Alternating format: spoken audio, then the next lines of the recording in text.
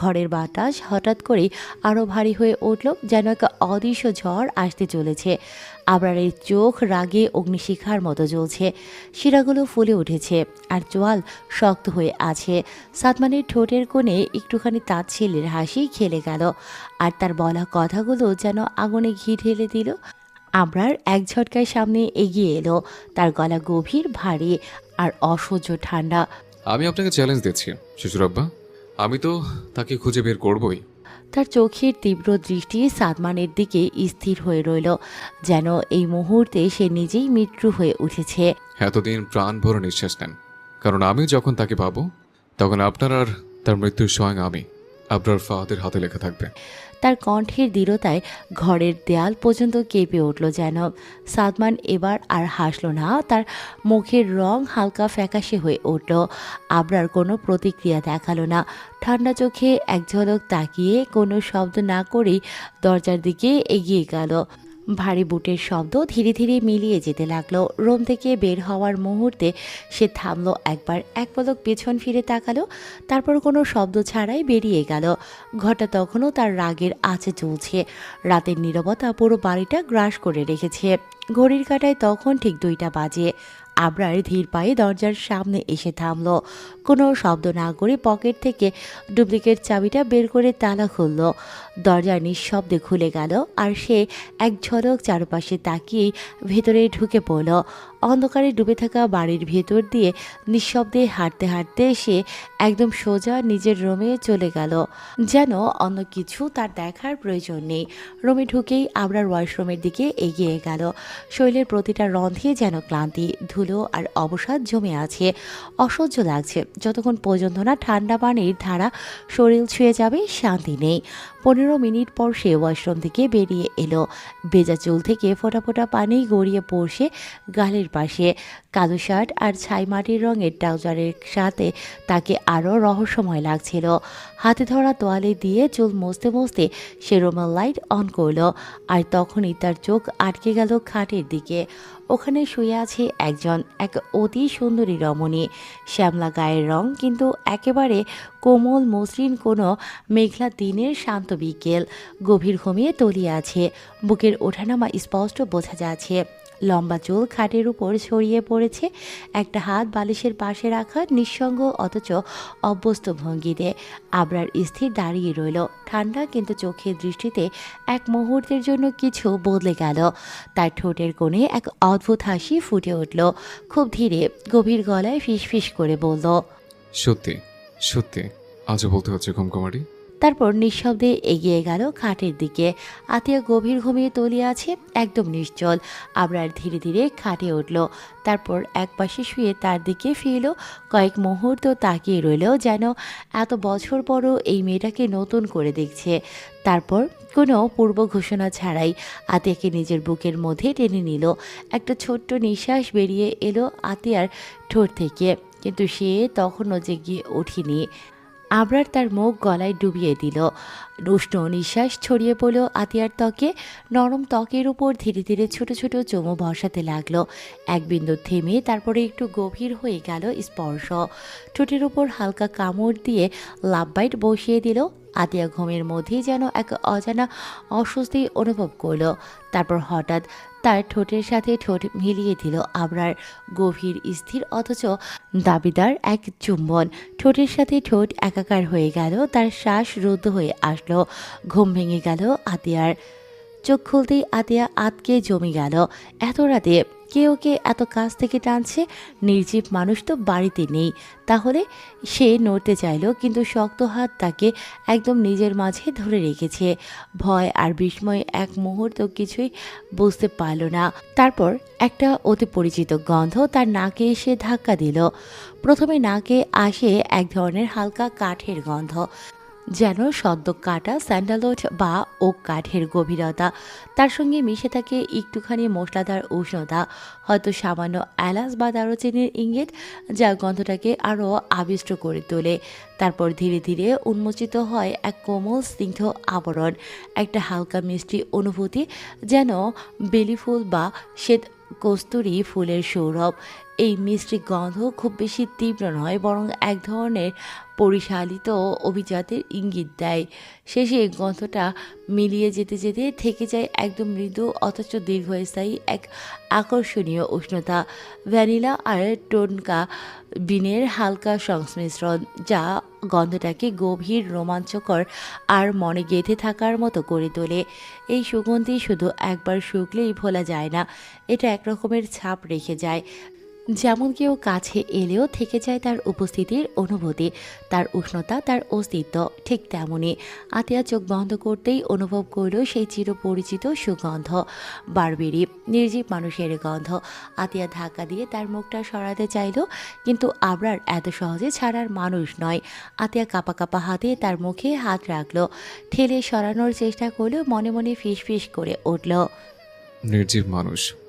কিন্তু তার নিঃশ্বাস বন্ধ হয়ে আসছিল। নিজেকে ছাড়ানোর আপ্রাণ চেষ্টা করলেও কিন্তু শক্ত বাহু তাকে মুক্তি দিল না। শেষমেশ আতিয়া একদম ছটফট করতে শুরু করলো। তার ছোটাছুটি দেখে আবরার গভীর দৃষ্টিতে একবার তাকালো, তারপর ধীরে ধীরে নিঃশব্দে তাকে ছেড়ে দিল। আতিয়ার সঙ্গে সঙ্গে দূরে সরে গেল। বুক ধকধক করছে, গাল রাঙা হয়ে গেছে ভয় আর লজ্জায়। আবরার তখনও তাকিয়ে আছে, তার চোখে একই দাবিদার দৃষ্টি, ঠোঁটের কোণে এক রহস্যময় হাসি। এত ছোটাছুটি করছে কেন ঘরওয়ালি? আবরার গভীর গলায় বলল, চোখে মুখে এক ধরনের দুষ্ট গম্ভীরতা। আমাকে আমাকে কি তুমি শান্তিতে একটু রোমাঞ্চ করতে দেবে না? আমার কিন্তু এত ছোটাছুটি ভাল লাগে না, রাগ হয়। তুমি যদি বুঝতে আমার কষ্ট, তাহলে এমন করতে না। আতিয়া গাল ফুলিয়ে বলল। আপনি আমার ঘুমের কোনো সুযোগ নিচ্ছেন, নির্জীব মানুষ কোথাকার। আবরার ঠোঁট কামড়ে একটু হাসলো, চোখে খেলা করল একরকম খুনসুটির দুষ্টু মেয়ে। তোমার যা তা তোমার দেখা করা সব শেষ। 3 বার বাসর করেছে, এখনো কি সুযোগ নিতে বলছো? আতিয়া নাকা কান্না শুরু করলো, মুখটা অন্যদিকে ঘুরিয়ে বলল। আমার কাছে কি করতে এসেছেন? যান নাই মাহির কাছে যান। আবরারের ভ্রু কুঁচকে গেল। মাহিকে? আতিয়া কটমট করে তাকালো।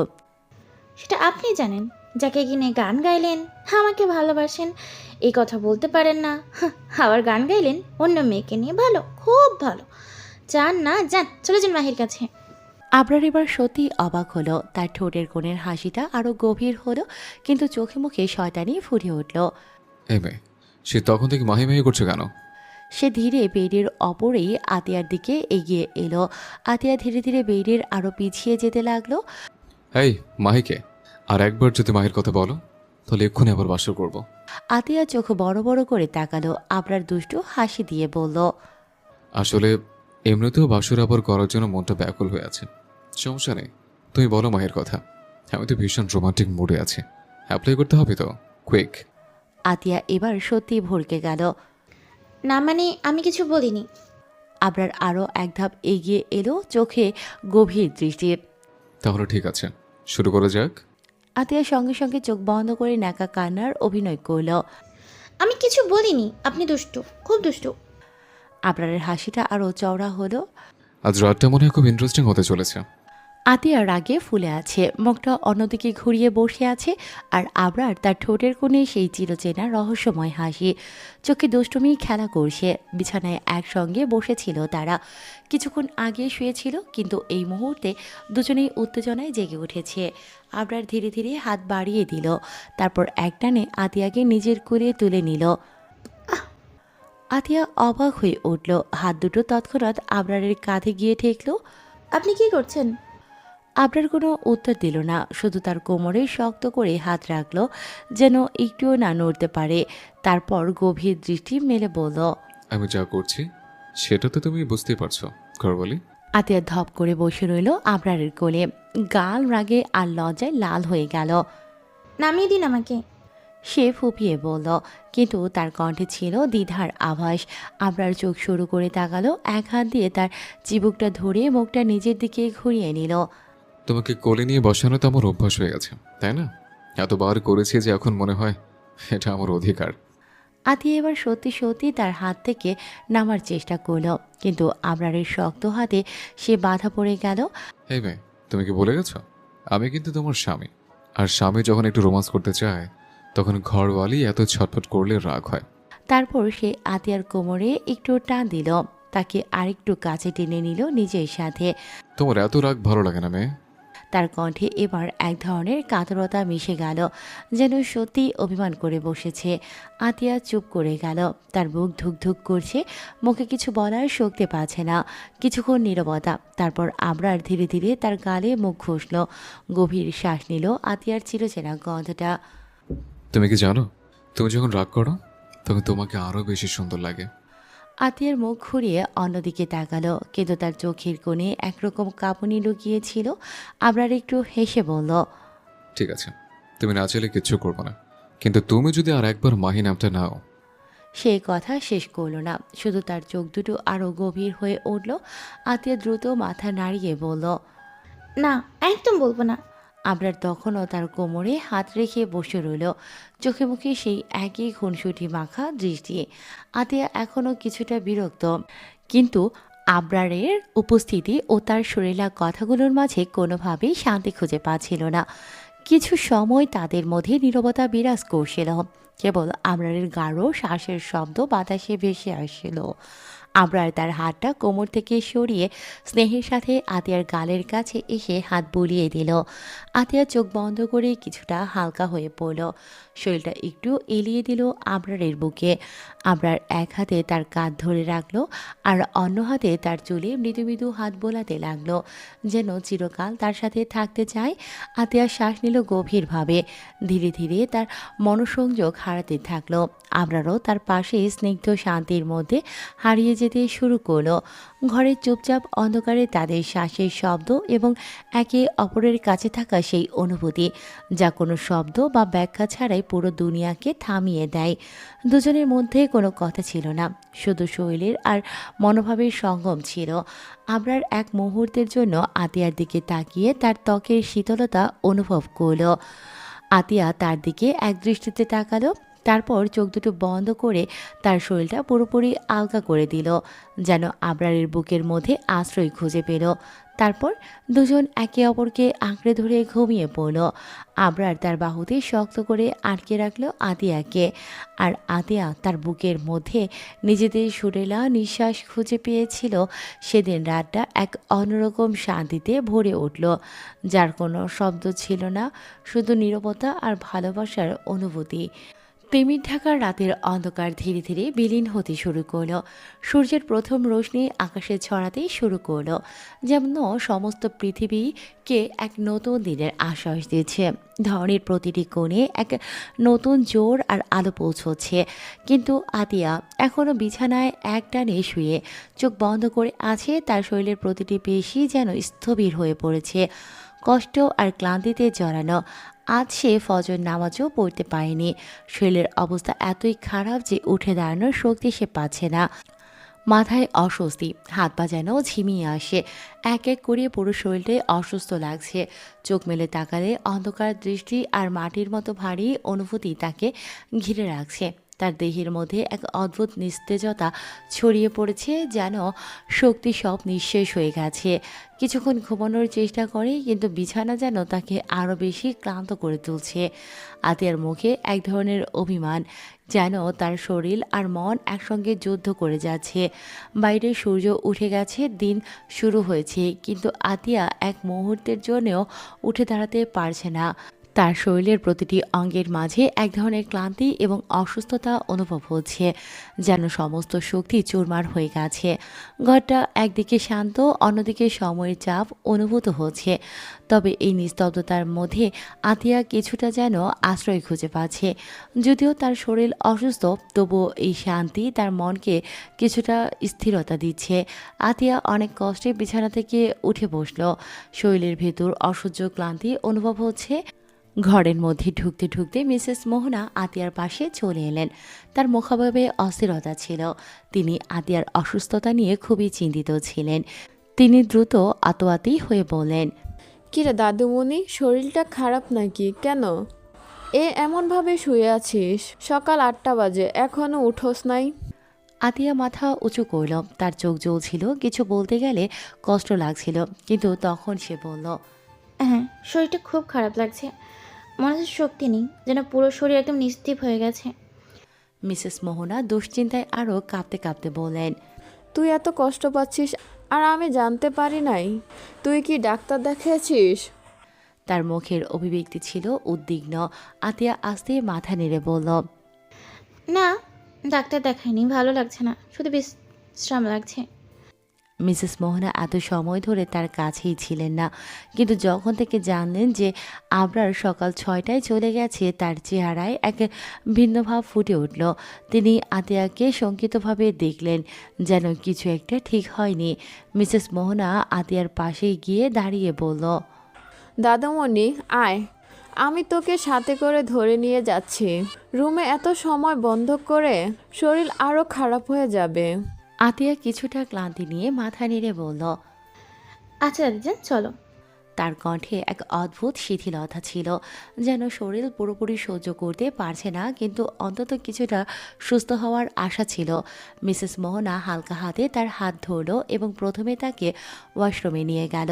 আতিয়া ধীরে ধীরে নিজেকে একটু ফ্রেশ করলো, তার মাঝে কিছুটা শক্তি ফিরে আসলো। তারপর মিসেস মোহনা ধীরে ধীরে তাকে নিচে নিয়ে গেল। আতিয়া সোফায় বসিয়ে দিয়ে মিসেস মোহনা আস্তে করে তার সামনে হালকা নাস্তা রাখলো। আতিয়া কিছুটা অবাক হয়ে নাস্তা দেখল। তারপর মিসেস মোহনা নিজে তার গালে তুলে খাবার খাইয়ে দিল। খাওয়ার মাঝে আতিয়া তার সামনে তাকিয়েছিল। ঠিক তখনই সদর দরজা দিয়ে এক ব্যক্তির আগমন হলো। আতিয়া খাবার খেতে খেতে সামনের দিকে তাকিয়ে কিছুটা চমকে উঠল, কিন্তু তৎক্ষণাৎ তার চোখের দৃষ্টি তীব্র হলো। মিসেস মোহনা সেই ব্যক্তি দেখে আনন্দে উচ্ছ্বাসিত হয়ে তার কাছে গিয়ে জড়িয়ে ধরল। আতিয়া অসুস্থ শরীর নিয়েও হালকা হাসল। ফারিহা ধীরে ধীরে কফির কাপে চুমুক দিচ্ছিল। টেবিলের ওপাশে বসে থাকা রাকিবের দৃষ্টি তার উপর নিবদ্ধ ছিল। রাকিবের চোখে কিছু ছিল, কৌতূহল, অধিকারবোধ নাকি কোনো অজানা আবেগ। ফারিহা বুঝতে পারছিল না। হঠাৎই রাকিব বলে উঠল, আমি আপনাকে একটা কথা বলতে চাই মিস ফারিয়া। ফারিহা এক মুহূর্তের জন্য থমকে গেল, তারপর ধীরে ধীরে চোখ তুলে তাকালো রাকিবের দিকে।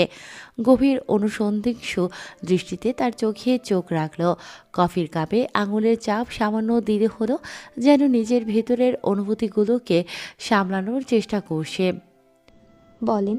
আস্তে করে বলল ফারিহা, গলায় এক অদ্ভুত শান্ত সুর। রাকিব একটুখানি শ্বাস নিল, যেন নিজেকে প্রস্তুত করছে। তারপর ধীর অথচ দৃঢ় কণ্ঠে বলল, আপনি কি কাউকে ভালোবাসেন মিস ফারিয়া? ফারিহা সচকিত হয়ে রাকিবের দিকে তাকালো। সেই মুহূর্তে সময় যেন থমকে গেল। তার চারপাশের কোলাহল, রেস্তোরাঁর ব্যস্ত পরিবেশ, ওয়েটারের পদশব্দ, সব কিছুর শব্দ মুছে গিয়ে যেন শুধুই রাকিবের কথাগুলো বাতাসে প্রতিধ্বনিত হতে লাগলো। ফারিয়া কিছুক্ষণ চুপ করে থাকলো, যেন নিজের অনুভূতি গুছিয়ে নেওয়ার সময় নিচ্ছে। তারপর হালকা একটা মুচকি হাসি দিয়ে, সেই হাসিতে রহস্যের ছোঁয়া লুকোনো ছিল, বাসি তো। শান্ত গলায় উত্তর দিল সে। রাকিবের শরীর মুহূর্তে কঠিন হয়ে গেল। মনে হলো যেন কেউ তার বুকের ভেতর ধাক্কা দিয়েছে। আঙুলগুলো শক্ত হয়ে গেল, হাত মুষ্টিবদ্ধ হলো। তার চোখের দৃষ্টিতে হঠাৎই যেন ঝড় নেমে এলো। সে দাঁতে দাঁত চেপে বলল, কাকে ভালোবাসেন আপনি? আমাকেও বলেন, আমিও দেখি সেই মানুষটাকে যাকে আপনি ভালোবাসেন। তার কণ্ঠে অভিমান, রাগ আর এক ধরনের অদৃশ্য প্রতিযোগিতার ঝাঁজ। ফারিহা আবারও মুচকি হাসল, কিন্তু এবার সেই হাসির গভীরে যেন এক দুর্বোধ্য রহস্য লুকিয়েছিল। সে কিছু বলল না, শুধু গভীর দৃষ্টিতে তাকিয়ে রইল রাকিবের চোখে। রাকিবের বুকের ভেতর একটা অস্থিরতা কাজ করতে লাগলো। সে কি এই জবাব শুনতে চেয়েছিল, নাকি এই উত্তরের ভেতর কোনো লুকোনো বার্তা খুঁজছিল? ফারিহা ঠোঁটের কোণে সেই রহস্যময় হাসিটা অটুট থাকলো, আর রাকিব ক্রোধ আর কৌতূহলের এক দোলাচলে তাকে দেখে যেতে থাকলো। অপেক্ষায় থাকলো যেন উত্তরটা তার হৃদয় ছিন্ন ভিন্ন করবে নাকি প্রশান্তি দেবে, তা এখনও সে নিজেও জানে না। রেস্তোরাঁর উষ্ণ পরিবেশ এখন যেন অন্যরকম ঠান্ডা হয়ে এসেছে। চারপাশে মানুষের কোলাহল ধীরে ধীরে ফিকে হয়ে গেছে, কিন্তু ফারিহা আর রাকিবের মধ্যে এক অদ্ভুত নিস্তব্ধতা ভর করেছে। প্রায় 10 মিনিট ধরে কেউ কোনো কথা বলেনি। ফারিহা কফির কাপ হাতে নিয়ে এক দৃষ্টিতে নিচের দিকে তাকিয়েছিল, আর রাকিব তাকিয়েছিল ফারিহার মুখের দিকে। তার ভেতরে যেন ধৈর্যের বাঁধ ভাঙছে। মনে হচ্ছে কিছু একটা বলতে হবে, কিছু একটা জানতে হবে, না হলে দম বন্ধ হয়ে আসবে। রাত গভীর হয়ে এসেছে। রেস্তোরাঁর বড় জানালার ওপাশে নিস্তব্ধ রাস্তার ল্যাম্পপোস্টের হলুদ আলো মিশে গেছে রাতের নীল অন্ধকারের সঙ্গে। অবশেষে রাগের বশে রাকিব আর নিজেকে ধরে রাখতে পারল না।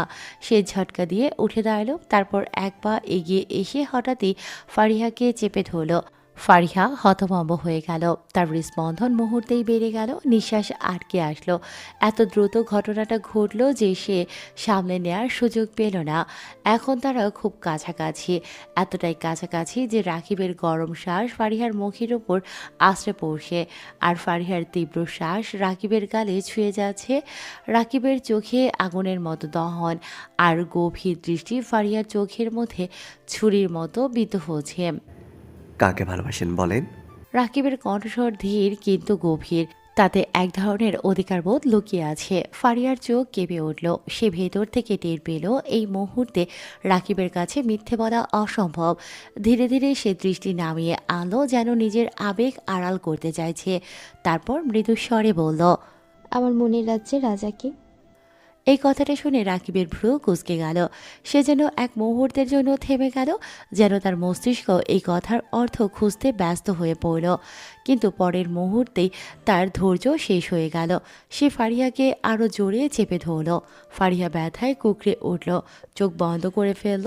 রাকিবের শক্ত হাতের স্পর্শে তার সারা শরীর কেঁপে উঠল, শ্বাস যেন আটকে গেল। কে সেই রাজা? রাকিবের কণ্ঠে এবার অধিকার, ক্রোধ আর এক অজানা অস্থিরতার ঝাঁজ। কিন্তু ফারিহা কোনো উত্তর দিল না। সে এখনও চুপ। তার নীরবতা যেন আগুনে ঘি ঢালার মতো কাজ করল।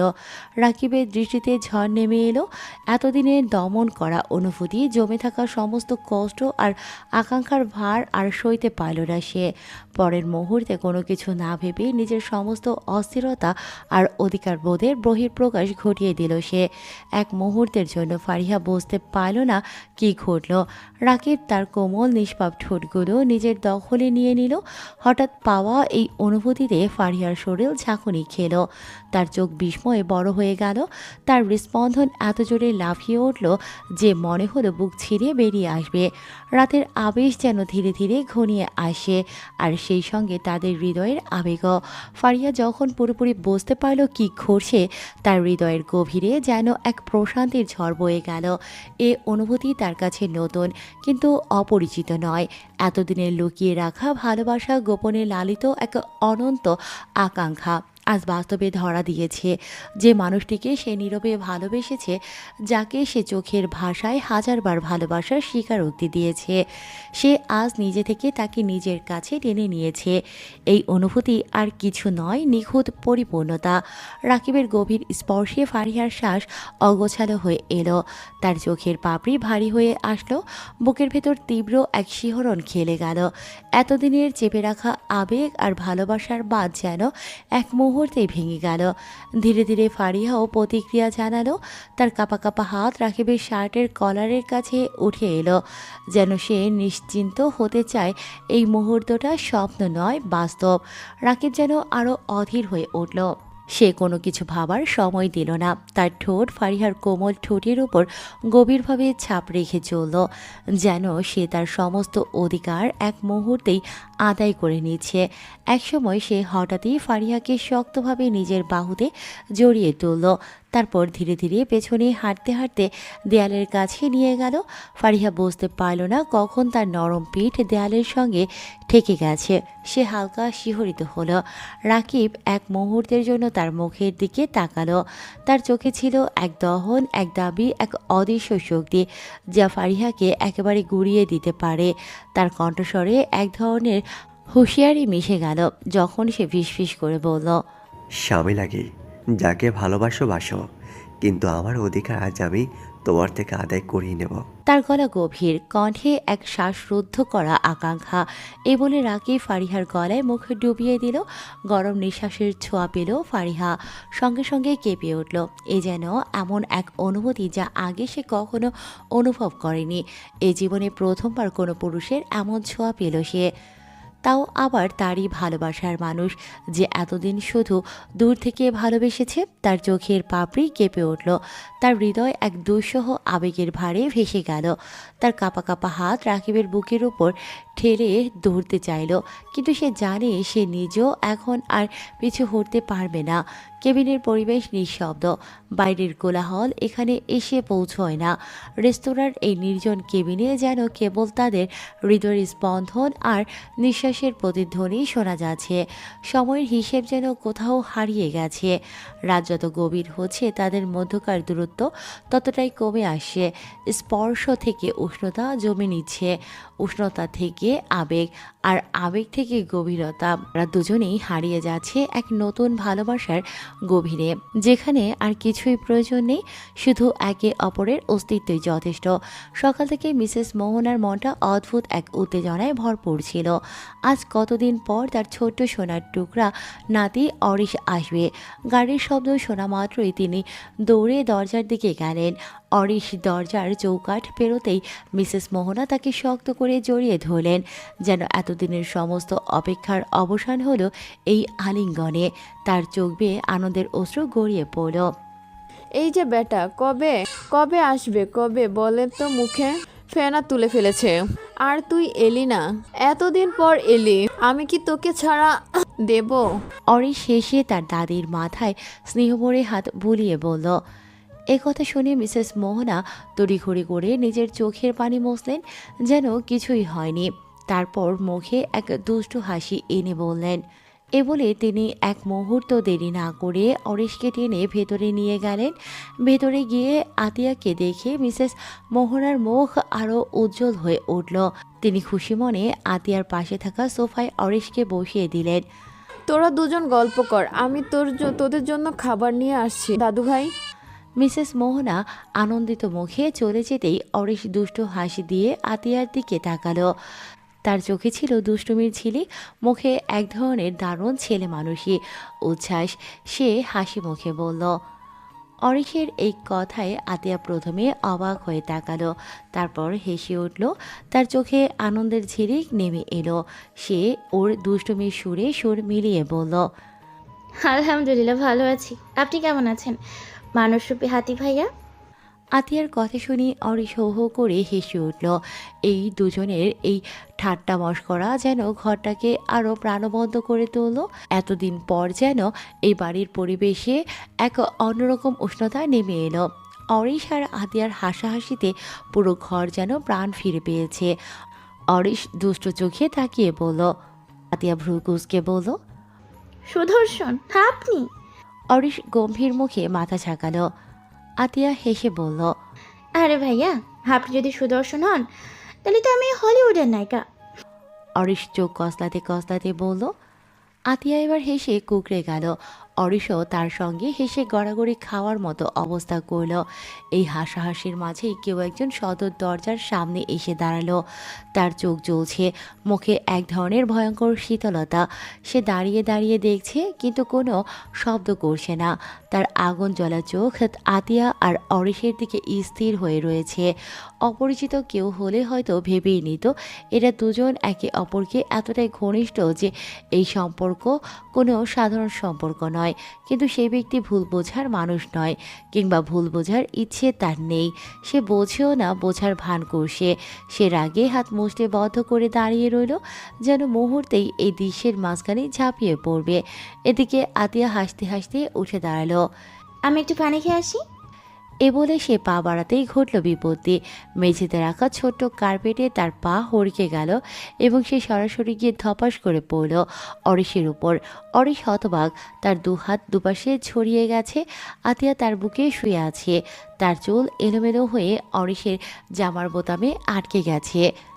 অরিশের কণ্ঠে দুষ্টুমি মেশানো হাসি। আতিয়া চেষ্টা করলো উঠে দাঁড়াতে, কিন্তু সঙ্গে সঙ্গে চুলের টান লাগলো। উফ ভাইয়া, আমার চুল ছেড়েন, ব্যথা পাচ্ছি। আতিয়া মুখ কুঁচকে বলল। অরিশ নিজের বোতামে ঝট পাকিয়ে থাকা চুল ছাড়ানোর চেষ্টা করতে করতে বলল। আরে ব্যথা পাচ্ছেন, তাহলে একটু ধৈর্য ধরুন, চুল তো জাদুর মতো নিচ থেকে খুলে যাবে না। আতিয়া কপালে হাত দিয়ে বলল। আপনি একটু ধীরে করুন, আরো জট পাকাচ্ছে তো। না না, আমি অভিজ্ঞ। আমি কত মেয়ের চুল, ও না মানে কখনো কোনো মেয়ের চুল ছাড়াইনি, তবুও চেষ্টা করছি। অরিশ কৌতুক করে বলল।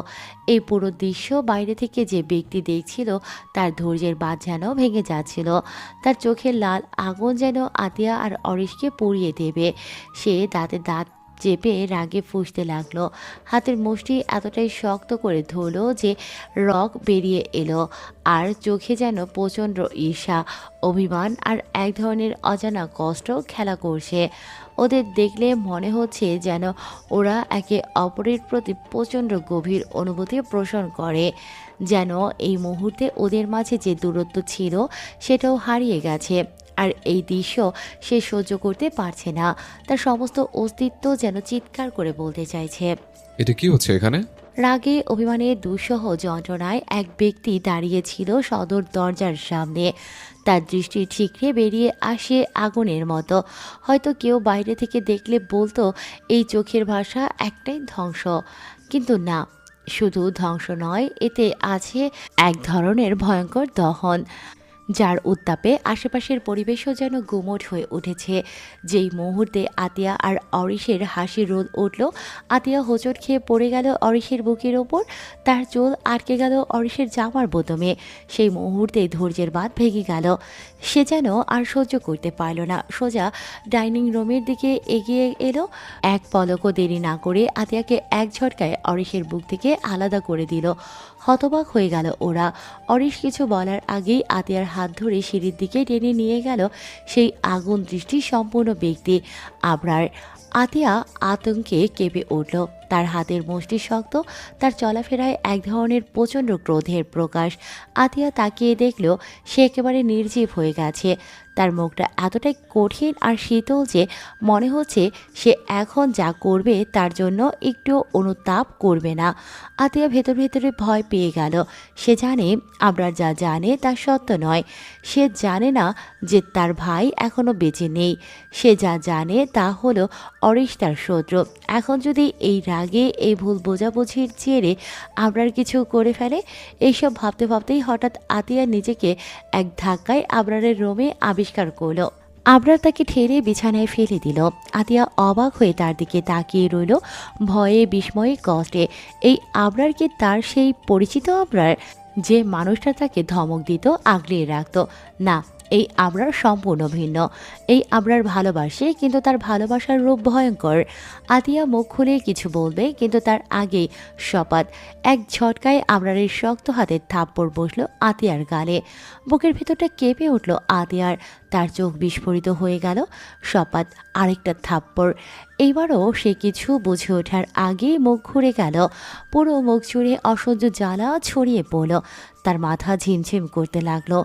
শরীর এমনিতেই দুর্বল ছিল, এখন যেন পুরোপুরি ভেঙে পড়েছে। তবুও আবরারের রাগ কমছে না। সে আতিয়াকে আবারও টেনে তুলল। এইবার এত জোরে ধাক্কা দিল যে ধপ। আতিয়া গিয়ে সোজা ড্রেসিং টেবিলে ধাক্কা খেল। কচ কচ একটা গভীর কেটে যাওয়ার শব্দ হলো। আর পর মুহূর্তেই আতিয়ার কপাল থেকে রক্ত বেরিয়ে পড়ল। সে মাটিতে পড়ে গেল। রক্তের লাল ধারা গড়িয়ে গড়িয়ে নিচের কাঠের মেঝেতে ছড়িয়ে পড়তে লাগলো। আতিয়া কুকড়ে গেল ব্যথায়। তার চোখের সামনে সব ঝাপসা হয়ে আসে, যেন পৃথিবী দুলছে। কিন্তু আবরার এতটুকুও থামল না। আবার এগিয়ে এলো, আতিয়ার হাত ধরে তাকে শক্ত করে তুলে দেয়ালের সাথে চেপে ধরল। তার দৃষ্টি এখনো আগুনের মতোই জ্বলছে। তার ঠোঁট কাঁপছে, যেন সে প্রচণ্ড কিছু বলতে চায়, কিন্তু নিজেকে সামলানোর ক্ষমতা হারিয়ে ফেলেছে। তার নিঃশ্বাস ভারী হয়ে আসে। তারপর সে বলল, যে আমার, সে 100% আমার। 1% যদি অন্য কারোর হয় তাহলে সে কখনোই আমার ছিল না, আমার হবে না। আমি তাকে আমার থেকে দূরে সরিয়ে রাখবো, হোক সে আমার ঘরবাড়ি। আতিয়া হালকা ফোপাতে লাগলো, কষ্টে, ব্যথায় আর ভয়ঙ্কর আতঙ্কে। আবরারের শক্ত হাতে সে বন্ধে। তার শরীর অবশ হয়ে যাচ্ছে, চোখের সামনে সব অন্ধকার হয়ে আসে। এই কি ভালোবাসা? এই কি সেই মানুষ যার প্রেমে সে একসময় ডুবে গিয়েছিল? নাকি ভালোবাসার আরেক নামই দহন? আতিয়ার চোখের সামনে যেন সব কিছু কাঁপতে শুরু করেছে। তার কপাল থেকে এখনও রক্ত গড়িয়ে পড়ছে।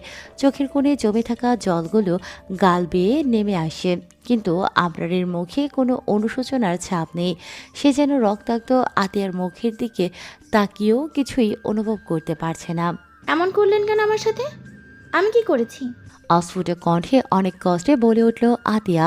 তার গলায় আটকে থাকা কান্না যেন গলাটা বন্ধ করে ফেলেছে। কিন্তু আবরার সে যেন একটুও কষ্ট পেল না আতিয়ার এই কথা শুনে, বরং তার চোখের আগুন আরও দাউ দাউ করে জ্বলে উঠল।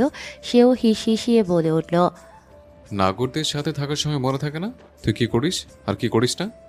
আতিয়া হতভম্ব হয়ে গেল। নাগর? আবরার তাকে এমন একটা তকমা দিয়ে দিল। আতিয়া অবিশ্বাসে আবরারের দিকে তাকিয়ে বলল, নাগর? আপনি কি বলছেন নিজিব মানুষ? তার এই নির্লিপ্ত প্রশ্ন যেন আরও আগুন ঢেলে দিল আবরারের রক্তে। তার রাগ যেন এবার সমস্ত সীমা ছাড়িয়ে গেল। সপাট আরেকটা শক্ত থাপ্পড় আতিয়ার গালে আছড়ে পড়ল। আতিয়া এখন আর সহ্য করতে পারছে না, তার শরীর অসাড় হয়ে যাচ্ছে। কিন্তু আবরার সে যেন পাথরের মতো দাঁড়িয়ে, তার চোখে একটুও দয়া নেই। সে কপাল কুঁচকে কঠিন কণ্ঠে বলল, তোকে আর এসব নাগরদের কথা আমি শুনতে চাই না। আমি আমার বিচ্ছেদ চাই, বিচ্ছেদ। আতিয়ার বুক ধড়ফড় করে উঠল। বিচ্ছেদ? তার ঠোঁট কাঁপছে, গলায় শুকিয়ে আসছে। সে বিশ্বাস করতে পারছে না যে এই কথা আবরারের মুখ থেকে বের হচ্ছে। কিভাবে একটা মানুষ এতটা বদলে যেতে পারে, কিভাবে এতটা নির্দয় হতে পারে। আতিয়া থরথর করে কাঁপতে কাঁপতে বলল, বিচ্ছেদ? তার গলা ধরে আসে, যেন এই শব্দগুলো উচ্চারণ করতেই পারছে না। কিন্তু আবরার সে আরও এক ধাপ এগিয়ে এলো, আতিয়ার গাল চেপে ধরল শক্ত হাতে, এতটাই শক্ত যে আতিয়ার ব্যথায় চোখ বন্ধ হয়ে এলো। তার ঠোঁট নীলচে হয়ে যাচ্ছে, নিঃশ্বাস নিতে কষ্ট হচ্ছে। আবরার ঠান্ডা গলায় বলল, হ্যাঁ হ্যাঁ, আমি আমার বিচ্ছেদ চাই। তোর মতো নষ্টের চরিত্র মেয়েকে আমার অর্ধাঙ্গিনী ভাবতেও ঘৃণা লাগছে, ঘৃণা। এই একটা শব্দ আতিয়ার হৃদয় ছিঁড়ে টুকরো টুকরো করে দিল। সে কিছু বলার চেষ্টা করলেও কিন্তু আবরারের শক্ত হাত তার মুখের উপর এমনভাবে চেপে আছে যে কোনো শব্দ বের হচ্ছে না। তবুও অনেক কষ্টে ফিস করে বলে উঠল, বিচ্ছেদে যদি আপনার শেষ সমাধান হয়, তাহলে কেন আমার মনের সুপ্ত অনুভূতিগুলো নিয়ে এইভাবে খেলা করলেন? কেন আমার মনে আপনার জন্য ভালোবাসার ফুল ফুটালেন? কেন তাকে এতটা আশার আলো দেখিয়ে, এতটা স্বপ্ন দেখিয়ে শেষমেশ এভাবে ছুঁড়ে ফেলা হলো? এই কথাগুলো কি আবরারের হৃদয়ে কোনো প্রভাব ফেলল? না, বরং সে এবার আরও এক ধাপ ভয়ঙ্কর কিছু করল। সে আতিয়ার মুখ থেকে তার হাত সরিয়ে নিয়ে প্যান্টের পেছন থেকে পিস্তল বের করলো। আতিয়ার বুক কেঁপে উঠল, তার চোখ বড় হয়ে গেল। কিন্তু সে কিছু বোঝার আগেই আবরার সেই পিস্তলের নল ঠেসে ধরল আতিয়ার ঠোঁটের ওপর। আতিয়ার নিঃশ্বাস বন্ধ হয়ে গেল, তার চোখ ভয়ে বিস্ফোরিত হয়ে গেল, এমনকি তার কান্নাও আটকে গেল গলায়। এই কি তার শেষ মুহূর্ত? এই কি তার ভালোবাসার পরিণতি?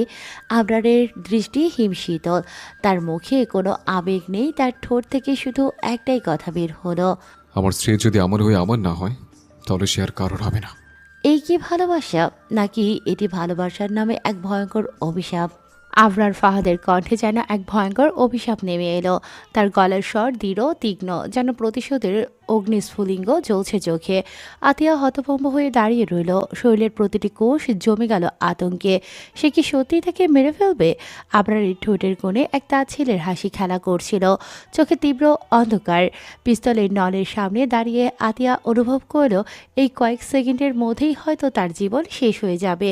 কিন্তু ক্লিক! আবরার হঠাৎই পিস্তল নামিয়ে নিল। মুখের কঠিন অভিব্যক্তি এক মুহূর্তের জন্য টলে গেল, যেন এক অনাহত যুদ্ধ চলছে তার ভেতরে। তারপর এক ঝটকায় আতিয়ার দু বাহু শক্ত করে চেপে ধরল। তার আঙুলের চাপ এতটাই শক্ত ছিল যে আতিয়া কুকিয়ে উঠল। মারতে পারলাম না তোকে। তার কণ্ঠে ঘৃণা, হতাশা আর এক অজানা দ্বন্দ্বের ছায়া ফুটে উঠল। কেন পারলাম না জানিস? সে নিজের মনের ভেতরেই যেন প্রশ্ন করছিল। উত্তরের সন্ধানে তার চোখ রক্তিম হয়ে উঠল। এমন মনে হচ্ছে যেন আমার হাত পা বাঁধা, নইলে আমি ওরফে আবরার ফাহাদ। কত মানুষ 1 মিনিটে লাশ বানিয়ে ফেলেছে, অথচ আমি কিনা একটা পুচকি মেয়েকে 1 ঘন্টা ধরে মারতে পারলাম না। তার শ্বাস ভারী হয়ে উঠল, যেন নিজেকেই বুঝতে পারছে না। আতিয়া ছলছল চোখে তার দিকে তাকিয়েছিল, ভয়ের সঙ্গে মিশেছিল এক ধরনের আকুতি। আবরার কি সত্যি তাকে এতটাই ঘৃণা করে, নাকি এর আড়ালে অন্য কোনো অনুভূতি লুকিয়ে আছে? কিন্তু আবরারের চোখে কোনো আবেগ নেই, কেবল কঠিন বরফের মতো এক শীতল দৃষ্টি। সমস্যা নেই। তার ঠোঁটের কোণে ব্যঙ্গাত্মক হাসি ফুটে উঠল। থাক তুই তো নাগরদের নিয়ে, আমি চলে যাচ্ছি। তোকে চিরতরে আমার জীবন থেকে বের করে দিলাম। এখন তুই যা ইচ্ছে কর। তোর এই প্রেমিকদের নিয়ে ফষ্টি নষ্টি করবি নাকি বেছানায় গড়ে গড়ে খাবি, আমি আর দেখতে যাব না। তার কণ্ঠ যেন আগুনের মতো জ্বলছিল। কথাগুলো বলেই সে আতিয়াকে এক ঝটকায় ধাক্কা দিল। আতিয়া ভারসাম্য হারিয়ে পড়ে যেতে যেতে কোনোভাবেই সামলে নিল নিজেকে। চোখ দিয়ে তখনও অশ্রু ঝরছিল, কিন্তু মুখে কোনো শব্দ নেই। আবরার পেছনে তাকালো না, শুধু দরজাটা এক ধাক্কায় খুলে বাইরে বেরিয়ে গেল। আতিয়া স্থবির হয়ে দাঁড়িয়ে রইল। দরজার ওপাশে আবরার ফাহাদ অদৃশ্য হয়ে গেলেও তার কথাগুলো যেন চারপাশে প্রতিধ্বনিত হচ্ছিল। এই কি ভালোবাসা, নাকি এই ভালোবাসার নামে এক ভয়ঙ্কর অভিশাপ? আপনার দরজার ওপারে মিলিয়ে যেতেই ঘরটা যেন আরও অন্ধকার আর নীরব হয়ে গেল। আতিয়া তখনও তার চলে যাওয়ার পথের দিকে তাকিয়েছিল। তার চোখের কোণে জমে থাকা অশ্রুগুলো এবার আর বাদ মানল না। গাল বেয়ে নেমে এলো অবিরত। বুকের ভেতর কেমন যেন শূন্যতা তৈরি হলো, এক দম বন্ধ করা ব্যথা যা সে ভাষায় প্রকাশ করতে পারছিল না। সকাল থেকে সে কিছুই খায়নি, শরীর এমনিতেই দুর্বল ছিল, আর তার উপর আবরারের একের পর এক আঘাত, নিষ্ঠুর কথাগুলো যেন তার অন্তরকে টুকরো টুকরো করে দিয়েছিল। মাথার মধ্যে ঝিম ধরে আসছিল, শরীরটা কাঁপছিল অবশ্যই। সে এক পা বাড়াতেই হঠাৎ চারপাশে ঘুরতে শুরু করলো। দেয়ালের দিকে হাত বাড়িয়ে নিজেকে সামলানোর চেষ্টা করলো, কিন্তু শক্তিটুকুও যেন হারিয়ে ফেলেছে। মনে হলো মাটির নিচ থেকে কেউ তাকে টেনে নামিয়ে নিচ্ছে। বুকের ভেতর অদ্ভুত একটা চাপ অনুভূত হলো, শ্বাস নিতে কষ্ট হচ্ছিল। পায়ের নিচের মাটি যেন হারিয়ে যেতে লাগলো। তারপরে সে ধপ করে মেঝেতে পড়ে গেল। একটা চাপা ধাক্কার শব্দ হলো, মাথাটা শক্ত মেঝেতে আঘাত করলো, আর সঙ্গে সঙ্গে চোখের সামনে অন্ধকার নেমে এলো। চারপাশে সব শব্দ যেন এক মুহূর্তের জন্য স্তব্ধ হয়ে গেল। তার নিস্তেজ দেহ মেঝেতে পড়ে রইল, ঠান্ডা নিস্পন্দন। নিঃশ্বাস ধীরে ধীরে ভারী হয়ে এলো, বুকটা ওঠানামা করছিল ক্লান্ত বিধ্বস্তভাবে, কিন্তু তাকে দেখার জন্য কেউ ছিল না। তার কান্নার শব্দ দেয়ালে প্রতিধ্বনিত হয়ে মিলিয়ে গেল, কিন্তু শোনবার মতো কেউ রইল না। আতিয়ার অবচেতন মন হয়তো তখনও কারো অপেক্ষায় ছিল। হয়তো সে চাইছিল কেউ এসে তাকে তুলে নিক, তাকে এই অন্ধকার থেকে বের করে আনুক, কিন্তু বাস্তবতা ছিল ভীষণ নিষ্ঠুর। আবরার চলে গিয়েছে, আর তার সাথে নিয়েছে সে কঠিন প্রতিশোধের ঘোষণা, যা আতিয়ার জীবনকে আরও গভীর অন্ধকারে ঠেলে দেবে। আবরারের বুকের ভেতরটা তখনও ধিকি ধিকি করে জ্বলছিল, যেন তপ্ত আগুনের শিখা তাকে পুড়িয়ে দিচ্ছে। আতিয়াকে শেষবারের মতো দেখার পরও তার মনে কোনো প্রশান্তি নেই, বরং এক অদ্ভুত শূন্যতা গ্রাস করে নিয়েছে তাকে। সে আর এক মুহূর্তও সেখানে থাকতে চাইল না। পায়ের নিচে যেন ধরনী কাঁপছিল, কিন্তু তার দৃঢ় পায়ের কোনো ভরসা নেই। ঝটকা মেরে দরজাটা খুলে সে একদমে বেরিয়ে এলো রুম থেকে। দ্রুত ভারী পায়ে সিঁড়ি বেয়ে নিচে নামলো। প্রতিটা ধাপ যেন তার রাগ, কষ্ট আর অভিমানের বোঝা বহন করছে। নিচে নামতেই চোখে পড়ল অরিশ, সেই নীরব সাক্ষী। সে যে সোফায় বসে একদৃষ্টিতে তাকিয়েছিল, তার চোখের ভাষা বোঝা কঠিন, যেন সে অনেক কিছু বলতেও চাইছে, আবার না বলার সিদ্ধান্তও নিয়ে ফেলেছে। ওর পাশে বসে থাকা মিসেস মোহনাও চুপচাপ, তার মুখটা কঠিন, চোখের ভেতরে এক অদ্ভুত শীতলতা। আবরার বুঝতে পারছিল না তার মধ্যে দুঃখ, অভিমান নাকি কেবল ক্লান্তি কাজ করছে, কিন্তু সে কোনো কিছু ভাবতে চাইল না। এক মুহূর্তেও দেরি না করে, কোনো দিকে না তাকিয়ে সে মিসেস মোহনার উদ্দেশ্যে বলে উঠল, দাদি, ভালো থেকো, দাদার খেয়াল রাখবে, আর ভুলেও আমার খোঁজ করতে চেও না, নয়তো নিঃশেষ হয়ে যাবে। কিন্তু আমার খোঁজ পাবে না, কারণ আমি ধরা না দিলে আমাকে কেউ খুঁজে পাবে না। তার কণ্ঠ ছিল গম্ভীর, দৃঢ়, অথচ তাতে এক প্রচণ্ড শূন্যতার ছোঁয়া ছিল। কথাগুলো বলে সে এক মুহূর্তের জন্য অপেক্ষা করল না, কারো প্রতিক্রিয়ার অপেক্ষা না করেই হনহন করে বেরিয়ে গেল বাড়ি থেকে। মিসেস মোহনা চমকে উঠলেন, তারপর দ্রুত উঠে দাঁড়িয়ে ডাক দিলেন, আমরা কিন্তু আবরার আর পিছু ফিরল না। তার সাদা শার্টের নিচে লুকিয়ে থাকা ক্ষতগুলোর মতোই তার মনের ক্ষতও হয়তো আর কারো চোখে পড়বে না। সে চলে গেল অন্ধকারের দিকে, এক অজানা গন্তব্যের পথে। 2 ঘন্টা পেরিয়ে গেছে, আবরার চলে গেছে। তারপরের 1 ঘন্টায় অরিশও বিদায় নিয়েছে, কিন্তু মিসেস মোহনা এখনও স্থির হয়ে বসে আছেন। আবরারের বলা প্রতিটি শব্দ যেন একটার পর একটা তার মনে প্রতিধ্বনিত হচ্ছে। এই কথাগুলো তার হৃদয়ের ভেতর ছুরির মতো বিচ্ছে। তার বড় নাতি, যে ছোটবেলায় তার গলা জড়িয়ে ধরে ঘুমতো, যে সবসময় তার পাশে থাকতো, সে আজ এমন কথার সুরে বিদায় নিল। তার চোখ দুটো ধীরে ধীরে জলে ভরে উঠল, বুকের ভেতর চাপা কষ্ট বাড়তে লাগলো। কিন্তু আচমকা তার মনে ঝড়ের মতো অন্য একটা চিন্তা এসে আঘাত করলো।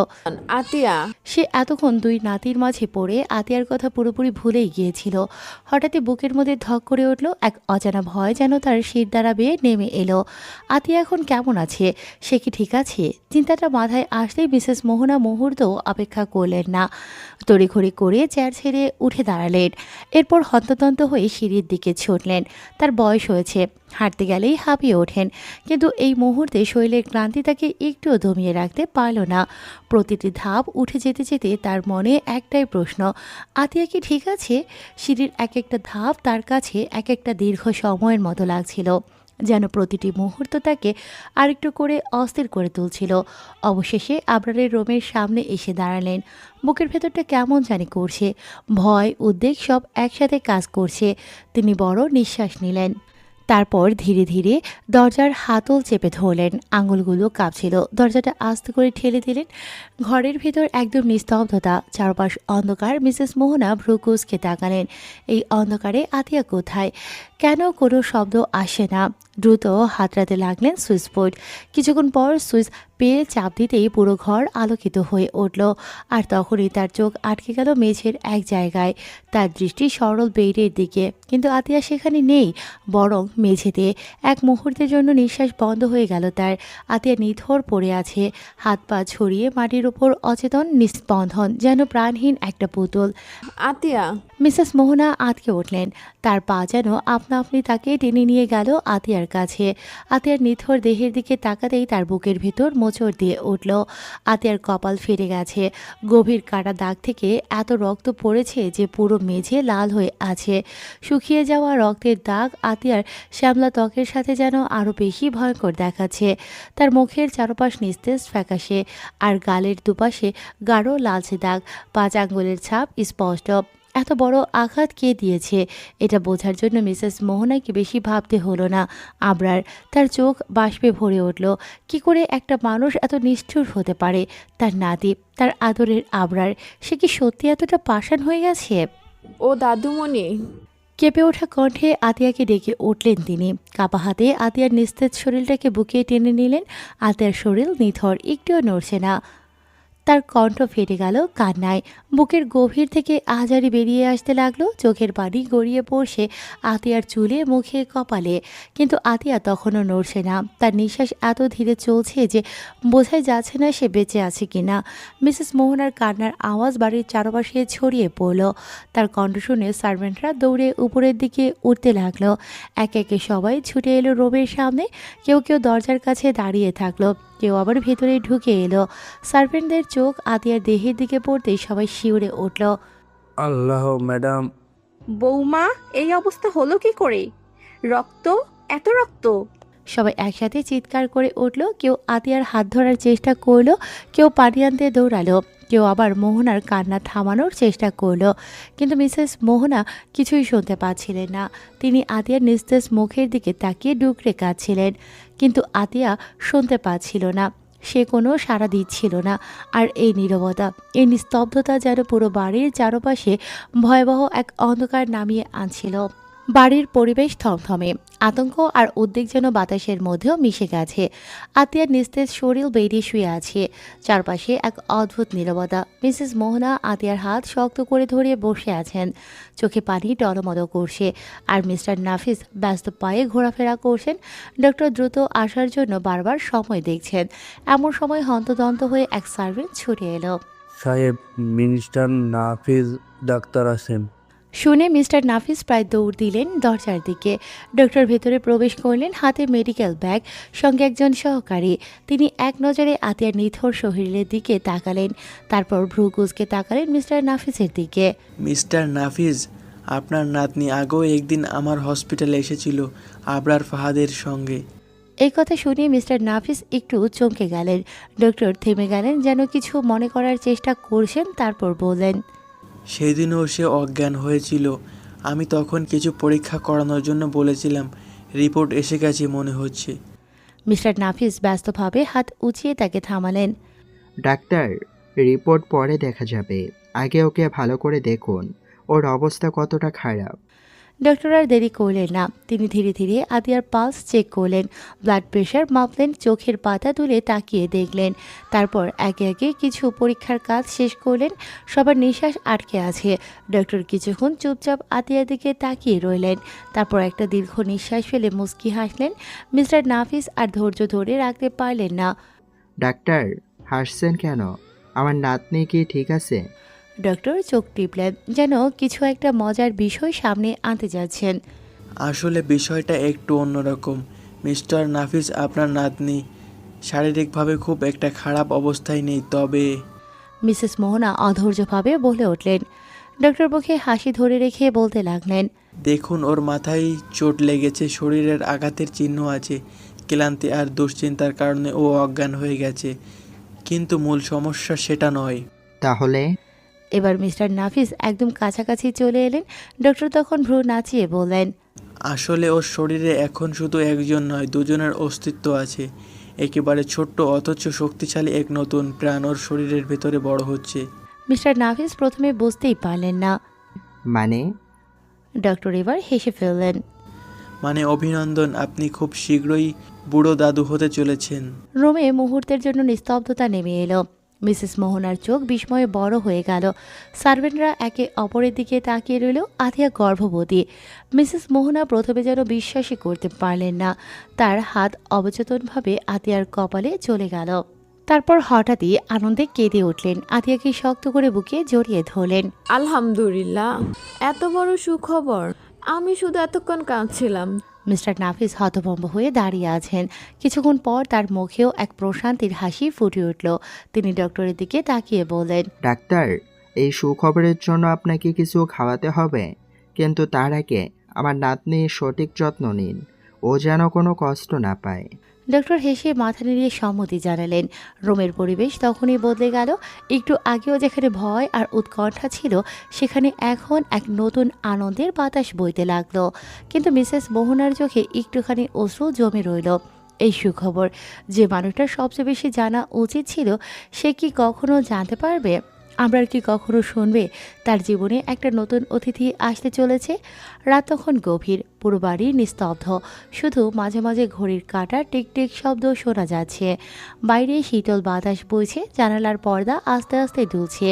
বেডরুমের ভেতরে সুমধুর একটা নীরবতা, যার মাঝে নিঃশ্বাসের মৃদু শব্দ ছাড়া আর কিছু শোনা যাচ্ছে না। আতিয়া স্থির হয়ে শুয়ে আছে, যেন কোনো গভীর ঘুমের অতলে হারিয়ে গেছে। মিসেস মোহনা তার মাথার কাছে বসে আছেন, আতিয়ার কপালের উপর স্নেহমাখা দৃষ্টিতে তাকিয়ে। তিনি অনেকক্ষণ ধরে জেগেছিলেন, কিন্তু ক্লান্তি এসে তাকে কাবু করে ফেলেছে। চোখ দুটো ঘুমিয়ে ভারী হয়ে আসছিল। একসময় নিজের অজান্তেই হালকা ঘুমিয়ে পড়লেন, কিন্তু হঠাৎ বিছানার উপর এক মৃদু নড়াচড়া অনুভব করলেন তিনি। আতিয়া ধীরে ধীরে হাত নাড়ালো, কিন্তু সঙ্গে সঙ্গে চোখ বন্ধ রেখে কপাল কুঁচকে ফেলল। এক ধরনের ব্যথা অনুভব হলো হাতে, একটা টান লাগার মতো অনুভূতি। আঙুলের ডগায় কিছু একটা আটকে আছে। তারপর ধীরে ধীরে চোখ খুলল আতিয়া। রুমের আলো খুব মৃদু, তবে এতক্ষণ চোখ বন্ধ থাকার পরেও সামনের অবস্থা বুঝতে অসুবিধে হলো না। তার হাতে এখনও ক্যানোলা লাগানো আছে। স্বচ্ছ স্লাইনের বোতল থেকে তরল ধীরে ধীরে শরীরে প্রবেশ করছে। সে একটু নড়তে গেলেই হাতে আবার হালকা ব্যথা অনুভব করলো। একটা অস্বস্তিকর চাপ বোধ হচ্ছে। মনে হচ্ছে যেন শরীর একেবারেই দুর্বল হয়ে পড়েছে। ঠিক তখনই তার পাশে বসে থাকা মিসেস মোহনা ধরফড়িয়ে জেগে উঠলেন। দাদুমণি! গলার স্বরে উদ্বেগ আর ভালোবাসা মিশেছিল। আতিয়ার জ্ঞান ফিরে এসেছে দেখে তিনি যেন হাঁপ ছেড়ে বাঁচলেন। চোখে জল চিকচিক করছিল, যেন এই মুহূর্তটাই তার জন্য অনেক মূল্যবান। তিনি তাড়াতাড়ি আতিয়ার হাত ধরলেন, যেন আরেকবার হারিয়ে না যায় এই ভয়ে। তোর কেমন লাগছে দাদুমণি? শরীর ঠিক আছে তো? আতিয়া কিছু বলতে পারল না। গলা শুকিয়ে কাঠ হয়ে গেছে, যেন অনেকক্ষণ ধরে কোনো শব্দ উচ্চারণ করেনি। মিসেস মোহনা দ্রুত এক গ্লাস পানি এগিয়ে দিলেন। আতিয়া ধীরে ধীরে সেটা চুমুক দিল। ঠান্ডা পানি গলায় নামতেই একটু স্বস্তি লাগলো। কিছুক্ষণ চুপচাপ থাকার পর মিসেস মোহনা গভীর শ্বাস নিয়ে এক গম্ভীর স্বরে বললেন, শোন আতিয়া, আমি তোকে একটা কথা বলি, যা তোকে মনে রাখতে হবে। তোর শরীর নিয়ে তোকে সাবধানে থাকতে হবে। তোকে বুঝতে হবে এখন আর তুই একা নয়, যে কোনো কাজ করতে পারবি না। এত ঝড়ঝাপটা তোর জন্য ভালো না। আতিয়া অবাক হয়ে তাকালো। কপাল কুঁচকে গেল তার। মানে? মিসেস মোহনা চোখ সরিয়ে নিলেন। এক মুহূর্তের জন্য মনে হলো তিনি এখনই সত্যিটা বলে ফেলবেন, কিন্তু না, এটা বলার সময় এখনো হয়নি। তিনি আতিয়ার মাথায় হাত রাখলেন যেন তাকে সান্ত্বনা দিতে চান। মানে আমি তোর ভালো চাই বলেই তো বলেছি। তুই এখন যা যা করছিস সেটা তোর জন্য ভালো না। তোকে অনেক সাবধানে থাকতে হবে। এরকম রাগ, কষ্ট, ধাক্কা খাবি, এগুলো তোকে শক্ত করে দেবে। তুই কি বুঝতে পারছিস না? আতিয়া ফ্যালফ্যাল করে তাকিয়ে থাকলো। তার মাথার ভেতর যেন হাজারটা প্রশ্ন ঘুরপাক খাচ্ছে। কেন মিসেস মোহনা তাকে এমনভাবে সতর্ক করছেন? কেন তার প্রতি এতটা শঙ্কিত? কিন্তু তার শরীর এতটাই ক্লান্ত যে বেশি কিছু ভাবার শক্তি পেল না। সে ধীরে ধীরে চোখ বন্ধ করলো, গভীর নিঃশ্বাস নিল। মিসেস মোহনা তখনও তার পাশে বসে মাথায় হাত বুলিয়ে দিচ্ছিলেন। চোখের কোণায় এক ফোঁটা জল চিকচিক করছিল। আমি জানি আমার দাদুমণি, তুই এখন জানবি না কত বড় একটা দাবি তোর কাছে কাছে কিন্তু আমি চাই না তুই কোনো কষ্ট পাস। তুই তো শুধু একা নয়, তোকে একজন আরেকজনের কথাও ভাবতে হবে।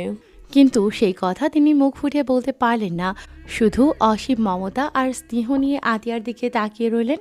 তার পাশে বসে রাতের অন্ধকারে নিঃশব্দে তার মাথায় হাত বুলিয়ে যেতে লাগলেন। সকালের সূর্যটা যেন আজ একটু বেশি উজ্জ্বল। পূর্ব দিগন্তে সোনালি আবহাওয়া ছড়িয়ে পড়েছে, আর বাতাসে এক ধরনের সতেজতা আছে, যেন নতুন কিছুর আগমনের বার্তা দিচ্ছে। চারপাশের পাখিদের কলকাকলি, দূরের গাছের পাতাগুলো সূর্যের আলোয় চিকচিক করছে। বাতাসে ভেজা মাটির মিষ্টি গন্ধ ছড়িয়ে আছে। রাতের শিশিরের ছোঁয়া এখনও ফুলের পাপড়িতে টিকে আছে। আকাশটা পরিষ্কার নীল, একদম স্বচ্ছ। মাঝে মধ্যে দু একটা তুলোর মতো নরম মেঘ ভেসে যাচ্ছে, যেন প্রকৃতি নিজেও শান্তিতে ডুবে আছে। বাতাসে মৃদু শীতলতা, কিন্তু সেই শীতলতা আরামদায়ক, যেন মনকেও সতেজ করে দিচ্ছে। এমন সুন্দর সকালের মধ্যেই শুরু হলো রাকিব আর ফারিহার নতুন জীবন। রাকিব বারান্দায় দাঁড়িয়েছিল, হাতে এক কাপ ধোয়া ওঠা চা। চোখের কোণে এখনও কিছুটা ঘুমের ছাপ, কিন্তু মনে শান্তির একটা আভা। আজ তার জীবন নতুন মোড় নিয়েছে। বিয়ের পর এটাই তাদের সুন্দরতম প্রথম সকাল, আর এই অনুভূতিটা একেবারেই অন্যরকম। পাশের ঘর থেকে হালকা সারা শব্দ পেল সে। ফারিহা ঘুম থেকে উঠেছে। সাদা রঙের পাতলা পর্দাগুলো বাতাসে দুলছিল, আর তার মাঝ দিয়ে সূর্যের আলো ঘরের ভেতর ছড়িয়ে পড়ছিল। ঘরের একপাশে রাখা ফুলদানিতে নতুন গোলাপ রাখা হয়েছে। রাকিবই এনেছে কালকে যখন রেস্তোরাঁ থেকে বাসায় আসছিল। কালকে রাতে ফারিহা রাকিবকে তার ভালোবাসার কথা বলে দিয়েছিল। একে অপরের মধ্যে থাকা অনুভূতির কথা একে অপরের কাছে প্রকাশ করেছিল। তাই তো আজকের সকালটা এত সুন্দরময় তাদের কাছে। ফারিহা ধীরে ধীরে উঠে বসল। তার চুল এলোমেলো হয়ে গাল ছুঁয়ে আছে। চোখ দুটো এখনও আধো ঘুমে ভারী, কিন্তু ঠোঁটের কোণে এক মৃদু হাসি, যেন এই নতুন জীবনের মিষ্টি স্বপ্নের প্রতিফলন। সে চোখ কসলাতে কসলাতে বারান্দার দিকে তাকালো। রাকিব তখনও বাইরে দাঁড়িয়ে দূরের আকাশের দিকে তাকিয়ে আছে। ফারিহা কিছুক্ষণ তাকিয়ে রইল, তারপর আলতো পায়ে হেঁটে বারান্দার দরজায় এসে দাঁড়ালো। এভাবে কি দেখছেন? একটু চমকে তার দিকে তাকালো, তারপর মুচকি হাসলো। তোমার সাথে কাটানো প্রথম সকালটা দেখছি, আসলে অনুভব করছি। ফারিহা হাসলো, কিন্তু লজ্জায় কিছু বলল না। রাকিব তার দিকে এক কাপ চা এগিয়ে দিল। না, তোমার জন্য। ফারিহা কাপটা হাতে নিল। চায়ের উষ্ণতা তার আঙুলে ছড়িয়ে পড়ল।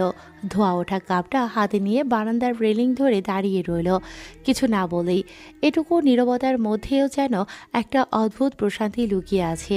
রাকিব হঠাৎ বলল, জানো, ছোটবেলা থেকেই আমি ভাবতাম যখন আমার বিয়ে হবে তখন আমার সকালগুলো কেমন হবে। ফারিহা তার দিকে তাকালো। আর এখন কেমন লাগছে? রাকিব একটুখানি হাসল। আগের চেয়েও সুন্দর, কারণ এখন আমার সকাল শুরু হচ্ছে তোমার সাথে। ফারিহার গা লাল হয়ে উঠল। সে দ্রুত মুখ ঘুরিয়ে নিল। রাকিব এসে তার মাথার উপর আলতো করে হাত রাখল। তুমি কি ভাবছো? ফারিহা একটু চুপ করে রইল, তারপর ধীরে ধীরে বলল, আমি ভাবছিলাম এই নতুন জীবনের শুরুটা কেমন হবে। আপনার সাথে প্রতিটা সকাল, প্রতিটা দিন, প্রতিটা মুহূর্ত কেমন কাটবে। আমি একটু নার্ভাস। রাকিব একটুখানি হাসলো, তারপর নরম স্বরে বলল, আমাদের জীবনটা যেমনই হোক, একটা জিনিস নিশ্চিত, আমরা একসাথে থাকবো, ভালো সময় খারাপ সময় সব সময়, কারণ এটাই তো নতুন জীবনের আসল সৌন্দর্য, তাই না? ফারিহা তাকিয়ে রইল রাকিবের দিকে। তার চোখের গভীরে সত্যিকারের ভালোবাসার প্রতিচ্ছবি দেখতে পেল। সকালের আলো তাদের দুজনকে ঘিরে এক স্বপ্নময় অনুভূতির সৃষ্টি করল, যেন প্রকৃতিও সাক্ষী থাকছে তাদের নতুন জীবনের শুরুতে। একটা নতুন গল্প শুরু হয়েছে, একটা নতুন ভোরের মতোই সুন্দর, সতেজ আর উজ্জ্বল। ধীর পায়ে আবরার পরিত্যক্ত বাড়ির ভেতরে প্রবেশ করলো। চারপাশে ধুলো জমে আছে, ছাদ থেকে কোথাও কোথাও পলেস্তাররা ঘষে পড়েছে, আর জানালার ফাঁক দিয়ে আসা ফিকে চাঁদের আলোয় জায়গাটা আরও বেশি ভুতুড়ে মনে হচ্ছে। বাতাস ভারী, ভেতরে ঢোকার সঙ্গে সঙ্গেই গন্ধটা নাকে এলো। আর্দ্রতা, পুরনো কাঠের পোড়া গন্ধ, আর কোথাও যেন রক্তের চাপা গন্ধ লেগে আছে। সে নিঃশব্দে এগিয়ে গেল, লম্বা করিডোর পেরিয়ে সেই রুমের সামনে দাঁড়ালো যেখানে সাদমানকে আটকে রাখা হয়েছে। দরজাটা সামান্য ফাঁকা, ভেতর থেকে চাপা গোঙানির শব্দ আসছে। আবরার দরজা ঠেলে খুলে ভেতরে ঢুকলো। ঘরটা প্রায় অন্ধকার, একমাত্র জানালা দিয়ে আসা চাঁদের আবছা আলোয় সাদমানের জীর্ণদশা স্পষ্ট বোঝা যাচ্ছে। সাদমান মাটিতে পড়ে আছে, শরীরের প্রায় সবখানে নীলচে কালো দাগ, ঠোঁট ফেটে গেছে, রক্ত জমাট বেঁধে আছে। নিঃশ্বাস নিচ্ছে ধীরে ধীরে, যেন প্রতিটি শ্বাসই তার জন্য বোঝার মতো ভারী। হাত পা দড়ি দিয়ে বাঁধা, আর তার চোখে এক ধরনের ফাঁকা শূন্যতা, ব্যথা, ক্লান্তি আর পরাজয়ের ছাপ স্পষ্ট। আবরার ধীর গতিতে সামনে গিয়ে একটা চেয়ার টেনে বসে পড়ল। তার চোখে কোনো অনুভূতি নেই, ঠান্ডা, কঠিন। সাদমান অনেক কষ্টে মাথা একটু তুলে চোখ মেলে তাকালো। তার চোখের গভীরে এখনও একটু বিদ্রুপের ছাপ রয়ে গেছে। সে ফ্যাকাশে ঠোঁটে একটা দুর্বলতা তাচ্ছিল্যের হাসি ফুটিয়ে তুলল। আবরার তার দিকে তাকিয়ে চোখ সরিয়ে নিল, যেন এই অবস্থার সঙ্গেও তার কোনো অনুভূতির সম্পর্ক নেই। নিচের দিকে তাকিয়ে শক্ত গলায় বলল, বাপ মেয়ে দুজনেই বেইমান, আর বেইমানি করার জন্য তোরা বাপ মেয়ে আমাকে খুঁজে পেলি? সাদমান ভ্রু কুঁচকে তার দিকে তাকালো, কথার অর্থ বোঝার চেষ্টা করলো, কিন্তু তার মাথাটা যেন ঝাপসা হয়ে আসছে। ক্লান্ত শরীর আর অসহনীয় যন্ত্রণার মধ্যে সে কিছুই স্পষ্ট বুঝতে পারছে না। আবরার কোনো প্রতিক্রিয়া দেখালো না, সে নিচের দিকে তাকিয়ে রইল। মুখের অভিব্যক্তি কঠিন, যেন পাথরের তৈরি। তার হাতের আঙুলগুলো ধীরে ধীরে মুষ্টিবদ্ধ হলো, কিন্তু তার কণ্ঠস্বরের স্থিরতা বিন্দুমাত্র নড়ল না। আবরার গভীর শ্বাস নিয়ে চেয়ারে হেলান দিল, চোখে এক ধরনের অদ্ভুত অস্থিরতা, ঠোঁটের কোণে বাঁকা হাসি। সামনে পড়ে থাকা সাদমানের দিকে তাকিয়ে বলল, তোর মেয়েকে মারতে গিয়েও পারলাম না। কোন এক অদৃশ্য চাল যেন আমার হাত বেঁধে রাখছে বারবার। তার গলা গভীর, ভরাট, কিন্তু কেমন যেন হাহাকারে ভরা। সাদমানের নিভু নিভু চোখে বিস্ময়ের ঝলক ফুটে উঠল। শরীরের অসহ্য যন্ত্রণার মধ্যেও সে বহু কষ্টে ফিসফিস করে বলল, কি?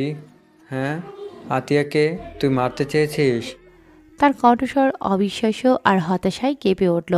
একটা মুহূর্তের জন্য যেন ব্যথাও ভুলে গেল সে। কেন? ও তো তোকে অনেক... কথা শেষ করার আগেই আবরার হঠাৎ অট্টহাসি হেসে তাকে থামিয়ে দিল। হাসিটা ছিল উপহাসে ভরা, বিষাক্ত। তার চোখ দুটো অন্ধকার হয়ে উঠল, যেন নিজের মধ্যেই ডুবে যাচ্ছে। অনেক ভালোবাসে? এই তো। আবরার ঠোঁট চেপে ধরল। আমি ভালোবাসে ঘৃণা করি, সাথে তোর মেয়েকেও। ও আমার সাথে বেইমানি করেছে।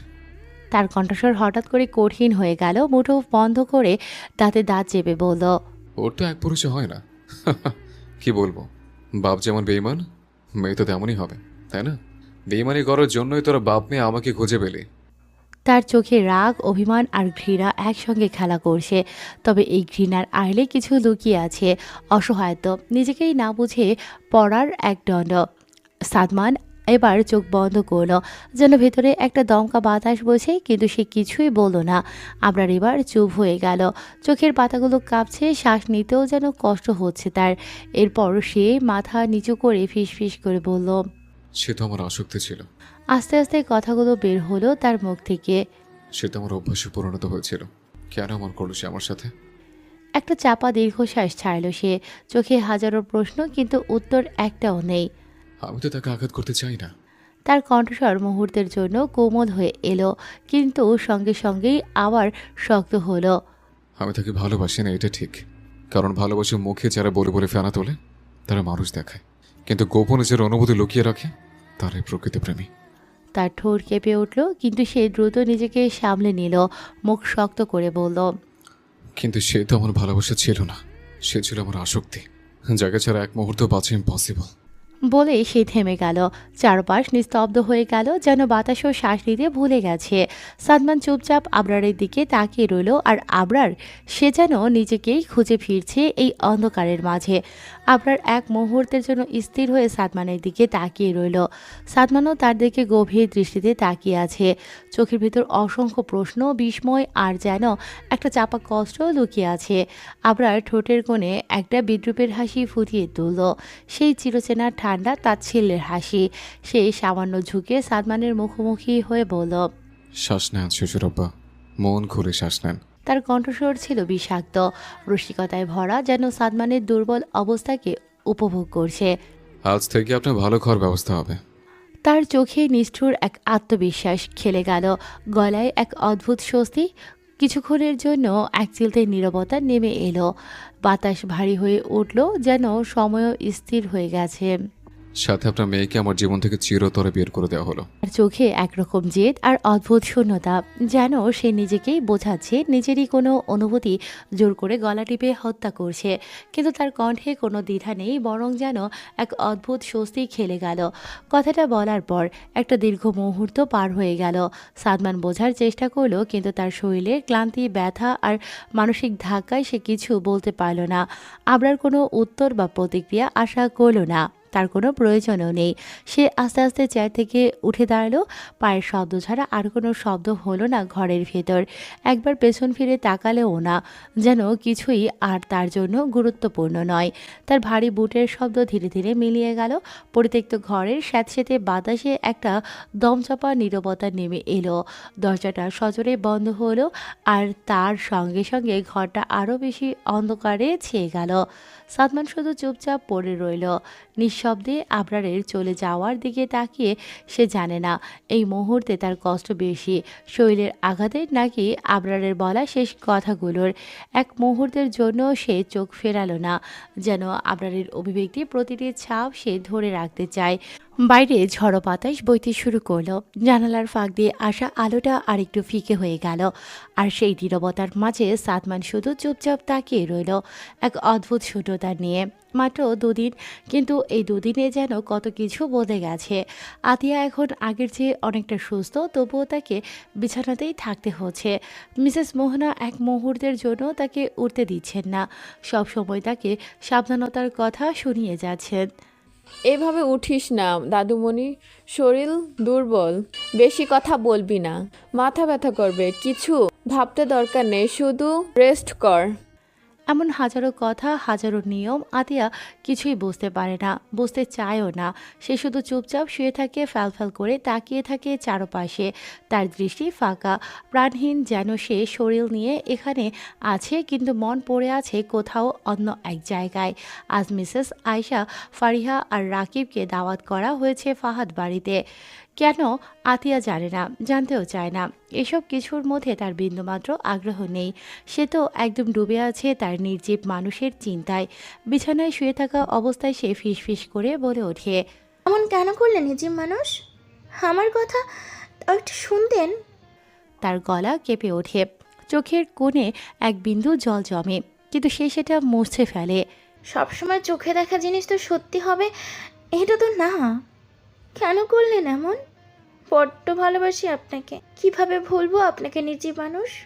তার কণ্ঠ ক্ষীণ হয়ে আসে, যেন এক গভীর বেদনার সুর বাজছে তার মনের ভেতর। এইভাবে বিচ্ছেদ না হলেও চলতো। কথাগুলো কেবল তার হৃদয়ের ভেতরেই থেকে যায়, চারপাশের কেউ শুনতে পায় না। আর যে শুনতে পারে সে তো এখন নেই। আজ 2টা দিন হয়ে গেল আবরার বাড়িতে নেই। এই দুদিনে সে কোথায় কেমন আছে কেউ জানে না। মিস্টার নাফিস তার খোঁজ লাগাচ্ছেন, কিন্তু কোথাও কোনো সন্ধান পাওয়া যাচ্ছে না। হয় যখন কেউ নিজে থেকে লুকিয়ে পড়ে, তখন তাকে খোঁজা অসম্ভব, যখন না সে নিজে ধরা দেয়। এটাই সবাই জানে, আর এই কথাটাই যেন আবরারের জন্য একদম মিলে গেছে। সে নিজেই বলে গিয়েছিল, আমাকে খুঁজতে যেও না, আমাকে খুঁজতে গেলে নিঃশেষ হয়ে যাবে, কিন্তু আমাকে পাবে না। কিন্তু তবুও মিসেস মোহনা আর মিস্টার নাফিস থেমে থাকেননি। তারা এখনও খুঁজে যাচ্ছেন, বারবার ফোন দিচ্ছেন, পরিচিতদের কাছে খবর নিচ্ছেন। কিন্তু আবরার, সে যেন নিজের অস্তিত্ব মুছে ফেলেছে এই পৃথিবীর বুক থেকে। রোদ একটু কমে এসেছে, কিন্তু ফাহাদ বাড়ির পরিবেশ আজ অন্য দিনের মতো স্বাভাবিক নেই।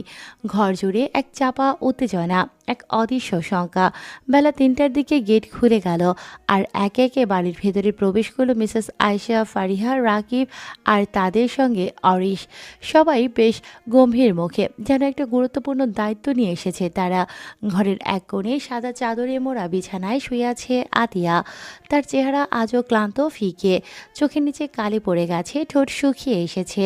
তার চারপাশে এত মানুষ, এত কথাবার্তা, কিন্তু তার কাছে কিছুই যেন গুরুত্বপূর্ণ নয়। তার মন পড়ে আছে কোথাও অন্য এক জায়গায়, যেখানে হয়তো সে একা বসিয়ে তার নির্জীব মানুষের কথা ভাবছে। মিসেস মোহনা একটু হেসে আতিয়ার মাথায় হাত বুলিয়ে বললেন, দেখ দাদুমণি, তোর জন্য সবাই এসেছে, তুই কথা বল সবার সাথে। আতিয়া চুপচাপ তাকালো, হালকা মাথা ঝাঁকালো, কিন্তু সে বুঝতে পারছে না আজ সবাই এত সিরিয়াস কেন। রাকিব একপাশে দাঁড়িয়ে একটু ইতস্তত করলো, এত বড় একটা ব্যাপার কিভাবে বলবে। আতিয়ার অবস্থাও তো এখন এমন না যে তাকে চমকে দেয়া যায়। অরিশ গম্ভীর শ্বাস নিয়ে বলল, ভাবি, আমরা সবাই আজ এখানে এসেছি একটা বিশেষ কারণে। আতিয়া অবাক হয়ে তাকালো, কিন্তু কিছু বলল না। ফারিহা আস্তে করে হাতটা ধরলো আতিয়ার, একটু থেমে বলল, আমরা জানি তুই মানসিকভাবে খুব দুর্বল, কিন্তু তোকে এটা জানানো খুব দরকার। মিসেস আয়শা এবার এগিয়ে এলেন, তার গলায় এক ধরনের নরম অথচ দৃঢ়তা। তিনি আতিয়ার পাশে বসে তার হাত নিজের হাতে নিলেন। আমু, তুমি মা হতে চলেছো। এক মুহূর্তের জন্য যেন পুরো ঘর থমকে গেল। আতিয়া কিছুক্ষণ তার মায়ের দিকে তাকিয়ে থাকলেও যেন কথাটা বোঝার চেষ্টা করছে। শব্দগুলো তার কানে বাজছে, কিন্তু সে যেন বিশ্বাস করতে পারছে না। সে আস্তে করে ফারিহার দিকে তাকালো, তারপর রাকিবের, তারপর সবার চোখে চোখ রাখলো, কিন্তু কেউ এই কথাটা অস্বীকার করছে না। তার নিঃশ্বাস ভারী হয়ে গেল, ঠোঁটটা কাঁপতে লাগলো, চোখ দুটো অজান্তেই জলে ভরে উঠল। সে আর কিছু বলতে পারল না। এই খবরটা অন্য যে কোনো মেয়ের জন্য আনন্দের হতে পারত, কিন্তু তার জন্য, তার নির্জীব মানুষ যদি না থাকে, তাহলে এই সুখের কোনো মূল্য আছে কি? সে কাঁপা কণ্ঠে বলল, এই কথা তাকে কে বলবে? কেউ উত্তর দিল না, কারণ তারা সবাই জানে যে মানুষটার জানা সবচেয়ে বেশি প্রয়োজন সেই এখন সবচেয়ে দূরে। আতিয়া জানে সবাই ওর দিকে তাকিয়ে আছে, সবাই অপেক্ষা করছে ওর প্রতিক্রিয়ার জন্য, কিন্তু ওর ভিতরে কোনো প্রতিক্রিয়া হচ্ছে না। কেমন যেন এক শূন্যতা ওকে গ্রাস করে ফেলেছে। মিসেস আয়েশা, ফারিহা, রাকিব সবাই একসঙ্গে ওর চারপাশে বসে আছে, কিন্তু তাদের উপস্থিতি পর্যন্ত ওর কাছে দূরের কোনো শব্দের মতো লাগছে। ঘরটা বড় অদ্ভুত লাগছে এখন। হাত পা হিম হয়ে আসছে, শরীরটাও থরথর করে কাঁপছে, অথচ কোনো অনুভূতি নেই। এই খবর শোনার পরেও কেমন যেন শূন্য লাগছে। আমি মা হব।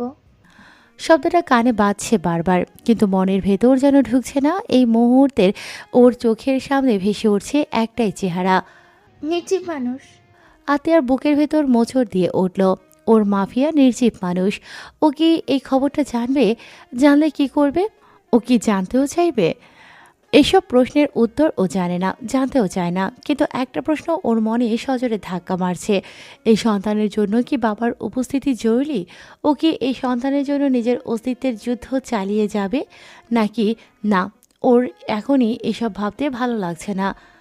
জানু, ফারিহার কণ্ঠটা ওকে বাস্তবে ফিরিয়ে আনলো। ও চোখ তুললো। ফারিহা ওর হাতটা শক্ত করে ধরে রেখেছে। তুই ঠিক আছিস? আতিয়া আস্তে আস্তে মাথা নাড়ল, যদিও সত্যিটা হলো না, ও ঠিক নেই, ও একদম ঠিক নেই। রাকিব আতিয়ার দিকে তাকিয়ে বুঝতে পারছে ওর অনুভূতিগুলো একসঙ্গে ওর মধ্যে ঢুকে গেছে, কিন্তু প্রকাশ পাচ্ছে না। আতিয়া সব কিছু চেপে রাখতে চাইছে, ও এইসব মুখ ফুটিয়ে বলতে চাইছে না, কিন্তু চুপ থাকলে কি সব সমস্যা শেষ হয়ে যাবে?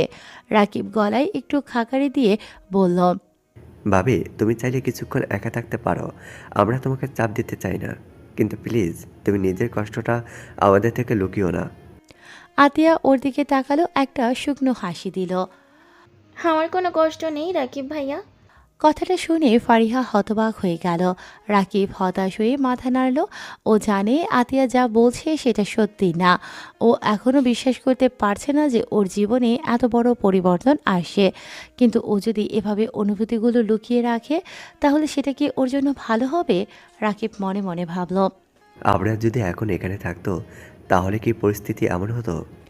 কিন্তু সেই প্রশ্নের উত্তর কারো কাছেই নেই। আতিয়া জানে সে একা না, ওর চারপাশে সবাই আছে, সবাই ওর পাশে দাঁড়িয়েছে, কিন্তু ওর মনের ভিতরে একটা অন্ধকারের দেয়াল তৈরি হয়ে গেছে। ও কিছু অনুভব করতে চাইছে না, কারণ অনুভব করলেই ওর কান্না আসবে। ও জানে একবার ভেঙে পড়লে আর নিজেকে সামলাতে পারবে না। ওর এখন কাঁদতে ইচ্ছে করছে, চিৎকার করে কাঁদতে ইচ্ছে করছে, কিন্তু পারছে না, কারণ ও জানে যে মানুষটা ওর জীবনে সবচেয়ে গুরুত্বপূর্ণ ছিল, সেই মানুষটাকে ও সমস্তটুকু দিয়ে ভালোবেসেছিল, সেই মানুষটাই এখন ওর পাশে নেই এবং ও জানে না সে কখনো ওর পাশে ফিরে আসবে কি না। ঘরটা এখন একদম নিস্তব্ধ, সবাই চলে গেছে। আতিয়া একা দ্বারের কাছে দাঁড়িয়ে কিছুক্ষণ নীরব ছিল, তারপর ধীরে ধীরে পা ফেলতে ফেলতে ঘরটিতে প্রবেশ করলো। তার মনে এমন এক অদ্ভুত চাপ যা কোনো শব্দে প্রকাশ করা সম্ভব নয়। তার অবচেতন মন তাকে বলছিল একা থাকতে হবে, একা থাকতে হবে, এটাই ঠিক। সবার চলে যাওয়ার পর ঘরটা যেন আরও শূন্য হয়ে গেল। আতিয়া ধীর পায়ে বেডের একপাশে রাখা টি টেবিলের দিকে এগিয়ে গেল। টেবিলের ওপর একটি ছবি রাখা, আবরারের ছবি। ছবিটি হাতে নেয়ার আগে কিছুক্ষণ তাকিয়ে রইল। একটি বেদনামাখা নিঃশব্দে তার চোখ ছবিতে স্থির হয়ে রইল, যেন সেখানে আবেগের কোনো ভাষা নেই, কিন্তু তা সত্ত্বেও সে অনুভব করতে পারছে আবেগগুলো দানা বাঁধিয়েছিল তার ভেতরে, অথচ ও কিছুই বুনছিল না। অবশেষে সে ধীরে ধীরে আবরারের ছবিটা হাতে তুলে নিল। তার একটুখানি হাসি খেলে গেল ঠোঁটে, তবে সেই হাসির সাথে চোখে জল জমে উঠল। তারপর অপ্রকাশিত অনুভূতির প্রবাহে সে তার ডান হাতটা নিজের পেটের ওপর রাখল, যেখানে আবরারের রক্ত বয়ে যাচ্ছে, যেখানে তার অস্তিত্ব রয়েছে। আতিয়া অনুভব করল তার ভেতর এক নতুন জীবন গড়ে উঠছে। আবরারের অস্তিত্ব তার মাঝে মিশে আছে এবং সে শুধু এক মুহূর্তের জন্য চোখ বন্ধ করল, যেন সেই অনুভূতি আরও গভীরভাবে উপলব্ধি করতে পারে। কিছুক্ষণ পরে চোখ খুলে সে মিষ্টি একটা হাসি দিল। এটি ছিল এক ধরনের হালকা আনন্দ, কিন্তু সেই হাসির ভেতর ছিল এক গভীর বেদনা। কিন্তু কেন কেন সে সম্পূর্ণ খুশি হতে পারছে না? সব কিছু যেন অন্যরকম ছিল, এক অদ্ভুত অনুভূতির গহীনে। আতিয়া আর কিছুক্ষণ আবরারের ছবির দিকে তাকিয়ে রইল। চোখের কোণে অশ্রু জমে উঠলেও তার মুখে হাসির এক অদ্ভুত রেশ ছড়িয়ে পড়েছিল। হাসিটা ছিল মিশ্র অনুভূতির, দুঃখ, ক্ষোভ এবং ভালোবাসার এক অদ্ভুত মিশেলে। তার চোখে অশ্রু থাকলেও তার চোখে এক ধরনের শক্তি এবং সাহসও ছিল, যেন সে নিজেই তার পরিস্থিতি থেকে বেরিয়ে আসার জন্য প্রস্তুত। আতিয়া নিজের মনের মধ্যে আবেগকে প্রবাহিত হতে দিল। নিজের পেটের উপরে হাত রেখে সে কথা বলতে শুরু করলো, যেন আবরারের অস্তিত্ব তার মধ্যে অবচ্ছিন্নভাবে বিরাজ করছে। এই যে মাফিয়া নিজে মানুষ, দেখেন আপনার অস্তিত্ব আমার মধ্যে বিরাজ করছে। নিশ্চয়ই আমার আরেক মাফিয়া আসছে। আতিয়া মিষ্টি কিন্তু শক্ত কণ্ঠে বলল, তার কথা যেন শক্তি এবং দৃঢ়তা দিয়ে পরিপূর্ণ ছিল। তার চোখে জল চকচক করছিল, কিন্তু হাসির ঝলকেই সেটা মিলিয়ে যাচ্ছিল। আর সে আরও দৃঢ়ভাবে বলল, আর আমার মাফিয়া ছেলেকে আমি একদম আপনার মতো হতে দিব না নিজে মানুষ। আমার মাফিয়া ছেলের বউ যেন আমার ছেলেকে নিয়ে গর্ব করে, সেটাই করব। এটা শেখাবো যে বাবা বউকে বেশি আদর করবে, একদম মারবে না, নয়তো বউ রাগ করবে, কথা বলবে না। এরপর আতিয়া হালকা হাসি দিয়ে খিলখিল করে উঠল। তার হাসি যেন একটি নতুন পৃথিবীকে আলোকিত করছিল, যেখানে তার মনের সব অনুভূতি মুক্তভাবে বয়ে যাচ্ছিল।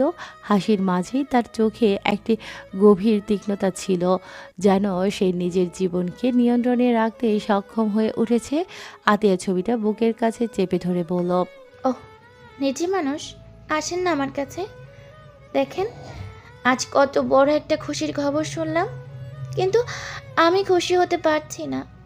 আমার সব খুশি তো আপনার কাছে নিজে মানুষ।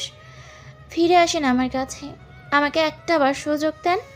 আমি প্রমাণ করে দিব যে সব দেখা সত্যি হয় না, সেগুলো তো থাকে প্রকৃত বাস্তব। এভাবে আতিয়া তার মনুষ্যত্বের প্রতি এক অদ্ভুত শ্রদ্ধা এবং ভালোবাসা জানিয়ে গেল। তার ভালোবাসার মধ্যে ছিল এক নির্জীব মানুষের প্রতি বিদ্রূপ, আর তার নিজের অস্তিত্বের মধ্যে যে শক্তি তৈরি হয়েছে তা স্পষ্ট হয়ে উঠল।